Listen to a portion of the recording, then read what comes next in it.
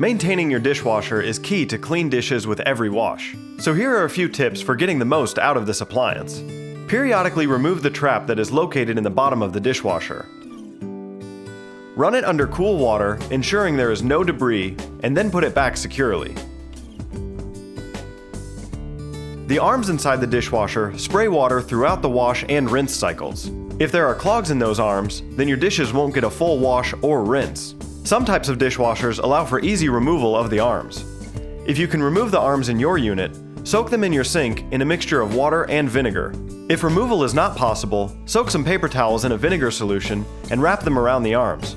Leave them wrapped for about 10 minutes or longer if there is a big buildup of hard water deposits. You may have to use pipe cleaners to push the deposits out of the arms. If you have rust on your dishes, check and see if the coating on the dish racks is still in place. If you see rusted prongs, you can repair these with vinyl paint and rubber tips. Remember to use a rinse agent in your dishwasher to maximize its cleaning power. If you have an older model without a rinse agent dispenser, pour 1 cup of white vinegar into the bottom of the dishwasher before you start each cycle. If you have any questions about this process, call Home Spectors at 336-382-7269.